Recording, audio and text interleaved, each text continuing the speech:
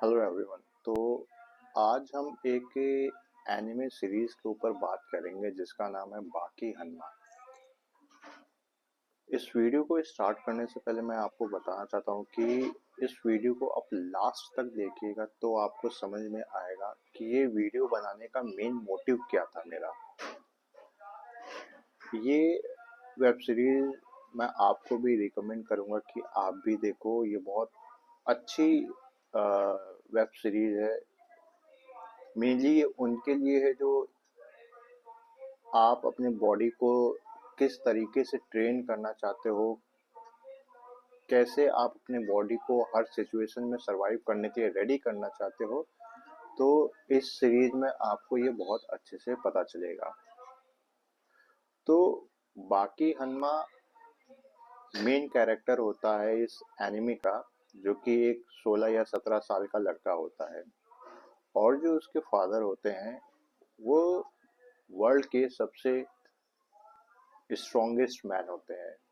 Okay, यहाँ पे mainly kung fu, fights, martial arts, boxing, ये सारी चीजें इस पूरे सीरीज में इंक्लूडेड है।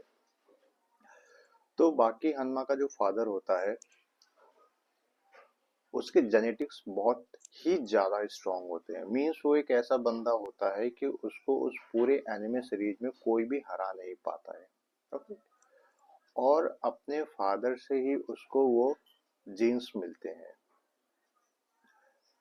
जिससे कि जो उसकी बिल्ड क्वालिटी होती है, जो मसल का साइज होता है, मसल मैच्योरिटी होती है, उस 16-17 साल की एज में वो बाकियों से बहुत अलग होती है। क्योंकि ऑब्वियस सी बात है, वो जो जेनेटिक्स उसको मिला है उसको अपने फादर से मिला है। ओके, इट मीन्स अगर किसी के पास एक्सेसिव अमाउंट में मसल मास है, प्रॉपर साइज है, बॉडी का डेफिनेशन बहुत अच्छा है, ओके, तो ऑब्वियस सी बात है कि उसके पास स्ट्रेंथ बहुत अच्छा होगा। ठीक, वो एक अभी स्कूल का बच्चा है, ठीक है, जिसको खुद भी नहीं पता कि उसके अंदर कितनी पावर्स है, उसके जेनेटिक्स किस लेवल के हैं। उसके स्कूल में एक फिटनेस सेमिनार कंडक्ट होता है, या कह सकते हैं फिटनेस टेस्ट होता है, जो मेनली 11-12 के क्लासेस में होते हैं, जो फिजिकल एजुकेशन बैकग्राउंड से बिलोंग करते होंगे। तो जिन फिटनेस असेसमेंट में स्ट्रेंथ का काम था, उसमें तो उसने बहुत अच्छा परफॉर्म किया। मीन्स बाकियों से वो बहुत अलग लेवल का परफॉर्मेंस था। लेकिन जब उसने रनिंग का टेस्ट दिया, जहाँ पे उसका एंड्योरेंस चेक करना था, तो वहाँ पे एक टाइम के बाद वो बहुत जल्दी थक गया। उसके मसल्स में क्रैम्प आ गए, जिसकी वजह से वो उसमें हार गया। ओके, तो बाकी हनुमा ने अपने आप को हर एक सिचुएशन में ढालने की कोशिश की, हर एक फिटनेस कंपोनेंट को वो ट्रेन करने लगा। ओके, आप एक चीज यहाँ पे समझो, आपके पास गॉड गिफ्टेड जेनेटिक्स बहुत अच्छे हैं, ठीक, बट उस जेनेटिक जो आपको आपके फादर से ये मिली है, उसको एनहेंस करने के लिए आपको ट्रेनिंग करना पड़ेगा। ठीक, ऐसा नहीं कि आपने ट्रेनिंग किया तो वो बहुत ज़्यादा आपको अच्छा रिजल्ट देगा। आपको टाइम लगेगा, ठीक है, उसको और ज़्यादा इन्हेंस करने में, अपनी बॉडी को नरिश करने के लिए आपको समय देना पड़ेगा।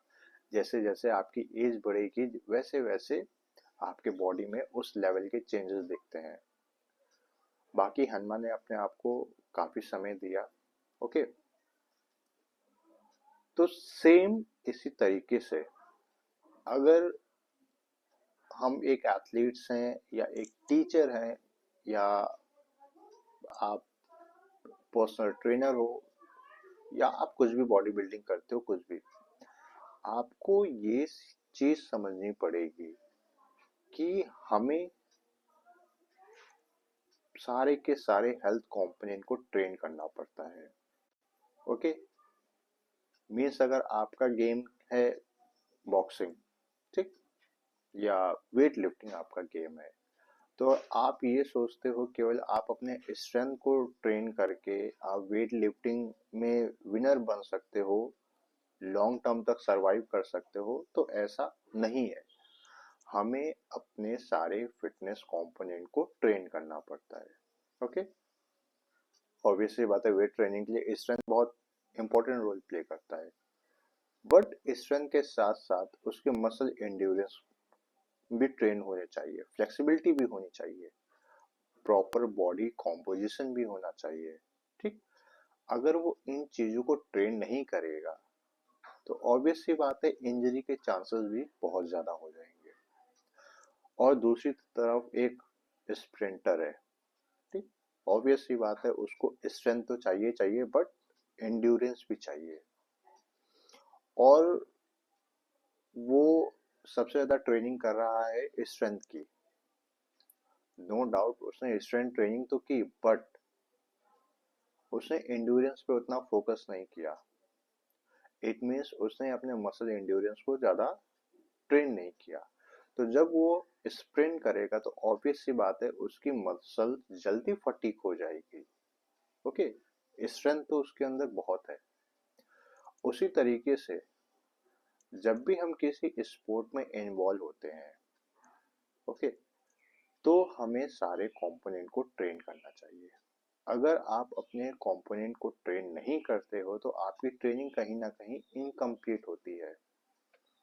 आपको अपने स्ट्रेंथ को भी ट्रेन करना है, एंड्योरेंस को भी ट्रेन करना है, फ्लेक्सिबिलिटी को भी ट्रेन करना है, बॉडी कॉम्पोजिशन को भी मेंटेन रखना है, तब जाके एक प्रॉपर फिटनेस आपको मिलती है।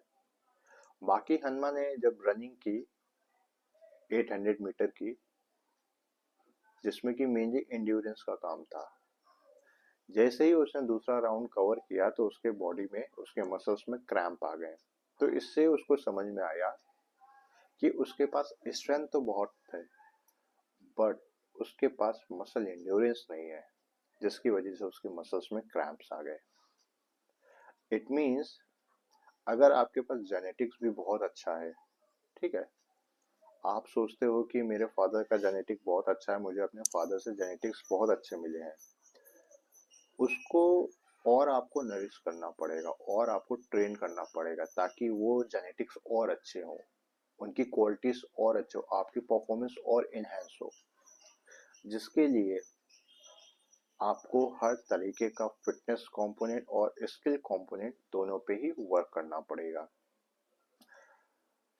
कोई एक कंपोनेंट बहुत ज़्यादा डोमिनेटिंग हो जाता है, लाइक बाकी हनुमा के केस में स्ट्रेंथ जो था वो बहुत ज़्यादा डोमिनेटिंग था। क्यों? क्योंकि उसके फादर का जो स्ट्रेंथ था वो ऐसा था कि उससे कोई नहीं जीत सकता था, बट स्टिल बाकी हनुमा ने अपने सारे फिटनेस कंपोनेंट को वर्क किया। क्यों?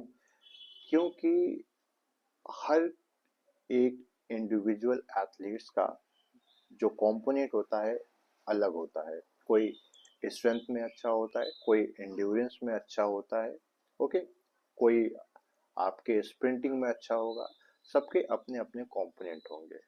बट जो एथलीट्स इन सारे कंपोनेंट को ट्रेन करता है वो एक ओवरऑल पैकेज होता है।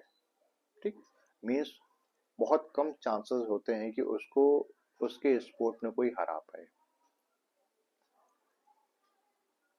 ये एक बहुत अच्छी सीरीज है, मैं आपको रिकमेंड करूंगा आप इसको देखो, आपको बहुत फिटनेस से चीजें समझ में आएगी कि स्ट्रेंथ होना ही पर्टिकुलर चीज नहीं है। ठीक है, आपको स्ट्रेंथ के साथ बहुत सारे कंपोनेंट पे वर्क करने पड़ते हैं। ओके, जब बाकी हनुमा ने अपने सारे कंपोनेंट को ट्रेन किया तो उसने ये ऑब्जर्व किया कि हर एक एथलीट्स की अपनी क्वालिटीज होती है, उसका एक डोमिनेटिंग फेज होता है। ओके, हर किसी की जेनेटिक्स अलग तरीके से काम करती है। कोई बहुत जल्दी मसल गेन करता है, किसी को बहुत ज़्यादा टाइम लगता है, कोई बहुत जल्दी स्किल सीखता है, कोई बहुत लेट में स्किल सीखता है। ठीक, तो आपको ये चीज़ समझना पड़ेगा कि हमें किसी भी टाइप की ट्रेनिंग में अपना टाइम देना होता है। अगर आप टाइम दोगे तो ऑब्वियस सी बात है एक टाइम के बाद आपको उसका रिजल्ट मिलेगा और जो कि अनबिलीवेबल होगा, वो अनमैचेबल होगा, बट आपको टाइम देना पड़ेगा।